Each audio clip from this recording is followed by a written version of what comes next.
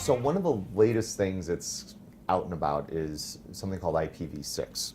Right now, all IP-based devices run on IPv4.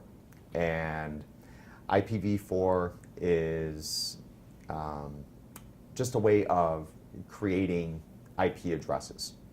It's a 32-bit address, and it's worked since the 1970s. And in the 1970s, nobody ever thought that IPv4 addresses would run out. They could never imagine today that a phone that you carry in your pocket, that you can watch TV on, is going to need an IP address. So now we have the next iteration of this. It's called IPv6. What it's going to allow is us to basically not run out of IP addresses. With IPv6, it's a 128-bit address versus a 32-bit address. It's in hexadecimal rather than just standard decimal. Mm-hmm. And according to the people who put IPv6 together, there are enough IPv6 addresses to give an IP address to every single piece of sand on the planet. It's a lot of addresses. But just like in the 70s, people didn't anticipate, mobile phones, smartphones, people giving an IP address to a light switch.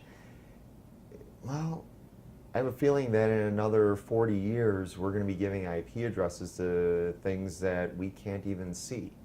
With nanotechnology going the way it's going, and all of these things, for instance, the LEDs that were used in the Olympics in China. Every single LED during that opening display that they did, and everybody thought was amazingly grandiose, every LED light had its own IP address. That's how they controlled when the lights were on and off. It's getting more and more micro, and what IP addresses are given to are becoming more and more micro. So who knows? In 40 years, I doubt if we're going to have enough IP addresses, we might be going to IPv10.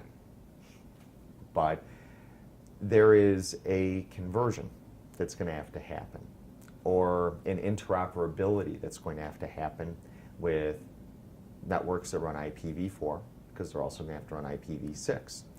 So there's a network translation that needs to happen. There is possibly a network overhaul that'll have to happen. And we wanted to ensure that we know IPv6 inside and out, because with all the IP networks that we're deploying, the voice over IP networks that we're deploying, and all the customers that we have who don't have huge IT departments to help them with this IPv6 migration or interaction, we need to be there for them.